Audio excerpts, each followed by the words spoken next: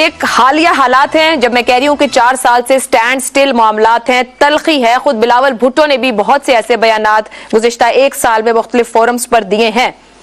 मुस्तकबिल समझते हैं कि ये इजलास या ये फोरम शंघाई ताउन तंजीम का इन दोनों मुल्कों के ताल्लुकात के लिए कोई न्यू बिगिनिंग्स हो सकते हैं। लोग सरगोशियां करते रहे कि जिस पाकिस्तान को कश्मीरी एक मजबूत सहारा तस्वर करते आ रहे थे, उसने अपने मफादात की खातिर उन्हें फिर एक बार कुर्बानी का बकरा बना दिया। उन्होंने रिक्वेस्ट की थी कि जी वो इंडियन फॉरेन मिनिस्टर से मिलना चाहते हैं और उनकी, मैं इसको बदतमीजी के तौर पे लूँगा कि मतलब आप होस्ट कंट्री हैं और एक मुल्क आपको रिक्वेस्ट करा जी कि उसके जो फॉरेन मिनिस्टर वो आपसे मिलना चाहते हैं, उन्होंने रिफ्यूज़ कर दिया। तो इसके माने कोई शर्म नहीं है। माने क्या होना है, वो एक्चुअली खड़ा होके एयरपोर्ट पे आपको मारेगा वो, फिर आप कहेंगे मुझे नहीं आना था। वो कहां से कहां पहुंच गए। उनकी 990 अरब की एक्सपोर्ट्स हैं इस साल, सिर्फ 990 अरब डॉलर की एक्सपोर्ट्स हैं। पिछले साल 770 अरब डॉलर की थी, तो एक साल में 220 अरब डॉलर उन्होंने एक्स्ट्रा एक्सपोर्ट्स किए।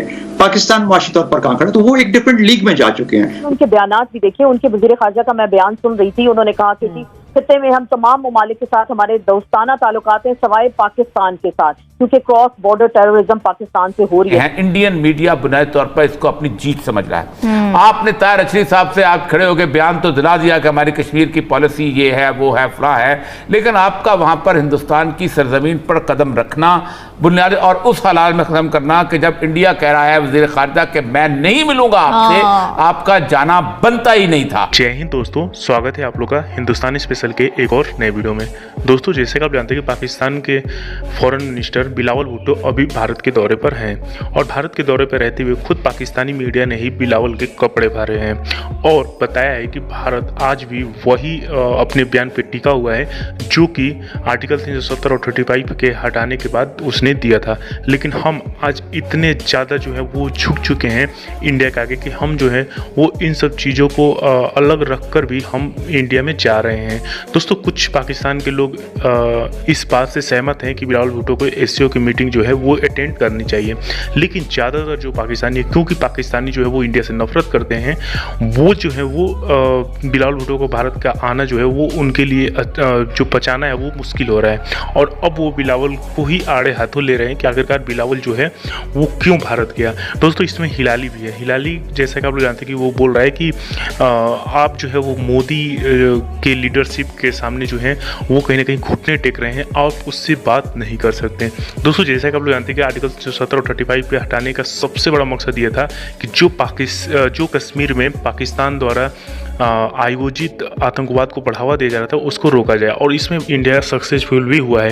लेकिन पाकिस्तान को इसी बात की जो है वो कहीं ना कहीं उसको दुख है कि हम जो है वो पहले वाला काम कश्मीर में नहीं कर पा रहे हैं जो अभी कर रहे हैं। तो चलिए वीडियो में चलते हैं, देखते हैं कि पाकिस्तानी मीडिया कैसे रो रहा है भारत की तरक्की और बिलावल भुट्टो को भारत के दौरे के बाद। एक हालिया हालात हैं, जब मैं कह रही हूं कि 4 साल से स्टैंड स्टिल मामलात हैं, तलखी है। खुद बिलावल भुट्टो ने भी बहुत से ऐसे बयानात गुज़िश्ता 1 साल में मुख्तलिफ फोरम्स पर दिए हैं। मुस्तकबिल समझते हैं कि ये इजलास या ये फोरम शंघाई ताउन तंजीम का इन दोनों मुल्कों के ताल्लुकात के लिए कोई न्यू बिगिनिंग्स हो सकते हैं। मुश्किल लगता है मुझे, क्योंकि देखिए हमारे जो पॉलिटिकल सेंसिटिविटीज है ना, सियासी जो एक हमें कंसिडरेशन रखनी पड़ती है हमारी पॉलिटिकल के पीछे मुल्क में मेरे, अगर मैं कोई अपनी जो हदूद हैं उनसे आगे बढ़ के नजर आता हूं कुछ करते हुए, तो फिर मेरी पॉलिटिकल पोजीशन पीछे पार्टी पे वहां पे एक नेगेटिव तरीके से इस्तेमाल की जाती है। जैसे अलहदगी हुई है इंडिया पाकिस्तान की, और अलहदगी हो चुकी है। वो कहां से कहां पहुंच गए। उनकी 990 अरब की एक्सपोर्ट्स हैं इस साल, सिर्फ 990 अरब डॉलर की एक्सपोर्ट्स हैं। पिछले साल 770 अरब डॉलर की थी, तो एक साल में 220 अरब डॉलर उन्होंने एक्स्ट्रा एक्सपोर्ट्स किए। पाकिस्तान माशी तौर पर कहां खड़ा, तो वो एक डिफरेंट लीग में जा चुके हैं। वो अब G20 को वहां पे जाके हेड करेंगे। तो बहरहाल जब ये सब चीजें नजर आती हैं किसी तौर पर, तो फिर हमें थोड़ा सा एहसास होता है कि शायद भारत हमसे एक डिफरेंट लीग में चला गया। नुकसान क्या हुआ, उसने दूरी इख्तियार की, हम उसको किसी भी लेवल पे एंगेज नहीं कर पाते, कश्मीरियों के लिए एंगेज नहीं कर पाते। अपने लिए जो हमारे यहाँ मसाइल क्रिएट हो रहे हैं, उनका एक चार्ट अफेयर्स है, उसके लेवल के ऊपर हमारा फॉरेन ऑफिस उनसे इंटरेक्ट करता है। डायरेक्ट बातचीत वो कि हमारा सफारत खाना वहां पे है, ना वो पाकिस्तान को इस वक्त ज्यादा अटेंशन देते हैं। मैं कुछ और लफ्ज कहने लगा था, लेकिन कहने का मतलब ये हुआ कि वो अपने आप को अब एक डिफरेंट टेबल, डिफरेंट लीग में जांचते हैं। और इसने आपको दावत दिया है, एक आदमी आपको दावत देता है, कहता है आओ बात करना है, चले आपका उसके साथ इतना अच्छा राब्ता नहीं है, राब्ता अच्छा नहीं है, मगर वो आपको दावत दे रहा है और आप जा रहे हैं। मगर आप जाने के पहले वो कहता है कि मैं तो इस आदमी को तो मिलना ही नहीं चाहता, मैं तो कहता हूँ ये टेररिस्ट को सपोर्ट करते हैं, दहशत गर्दों को हिमायत करते हैं, इनसे तो बात कर, मैं तो बात भी नहीं करूंगा। उसके बाद सुन के फिर भी आप जा रहे हैं।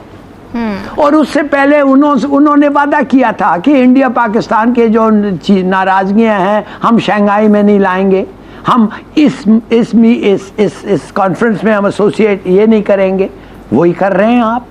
और आप चीन है आपका दोस्त, रूस है आपका दोस्त, आप जाके कहते हैं आपने इनसे तो वादा करवाया था, आप तो हम दोनों से एक एश्योरेंस लिया था कि आप बायलैटरल इश्यूज हमें नहीं लाएंगे। हालांकि कश्मीर बायलैटरल नहीं है, मल्टीलैटरल है, बड़ा जबरदस्त इश्यू है, वो यूएन सिक्योरिटी काउंसिल का मामला है। तो ये कैसे हुआ कि आप ऐसे अल्फाज और ऐसे कमेंट के बाद आप उधर जा रहे हैं? What is it? तो इसके माने कोई शर्म नहीं है? माने क्या होना है? वो एक्चुअली खड़ा होके एयरपोर्ट पे आपको मारेगा वो, फिर आप कहेंगे मुझे नहीं आना था।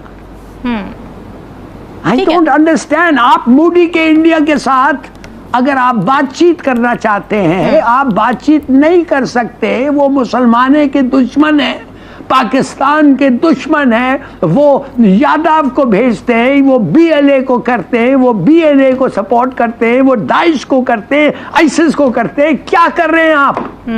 ज़रूर कह सकते हैं कि इसका जो चार्टर है दैट इज़ कि जी इन मुल्कों के एक दूसरे के करीब होना चाहिए।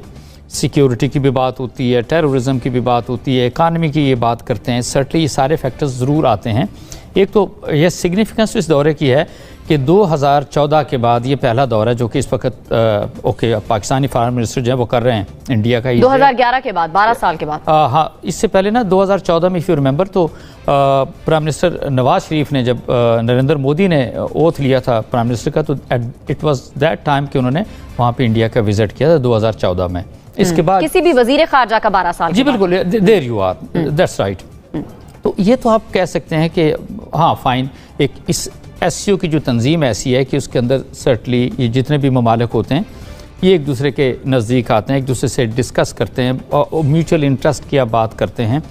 बट जनरली अगर आप कहें कि नहीं आप कोई बहुत बड़ा ब्रेक थ्रू एक्सपेक्ट करते हैं, देखें ना इन्होंने रिक्वेस्ट की थी कि जी वो इंडियन फॉरेन मिनिस्टर से मिलना चाहते हैं और उनकी, मैं इसको बदतमीज़ी के तौर पे लूँगा कि मतलब आप होस्ट कंट्री हैं और एक मुल्क आपको रिक्वेस्ट करा जी कि उसके जो फॉरेन मिनिस्टर वो आपसे मिलना चाहते हैं, उन्होंने रिफ्यूज़ कर दिया कि नहीं जी ठीक है जो भी होगी, लाइक आज रात को उनका डिनर है, डिनर के बाद कल उनकी प्रोसीडिंग्स होंगी। ये वही रिवायती हटधर्मी है जो हमेशा हमने भारत की तरफ से देखी है। इंडिया को आप इसी तरीके से नेगेटिव देख लेंगे। और प्रैक्टिकली मैं आपसे बताऊं, मैंने again I would refer back कि जो इस वक्त आपके मुल्क की सिचुएशन एक लिहाज से बनी है, तो इस इंडिया के लिए तो इससे बेहतर माहौल तो हो ही नहीं सकता। इंडिया को कोई ज़रूरत नहीं कि पाकिस्तान से लड़ाइयाँ झगड़े करे, सारा अटैक करे, कुछ भी, वो तो उसके मकासद तो बड़े बेहतर तरीके से एक लिहाज से पूरे हो रहे हैं।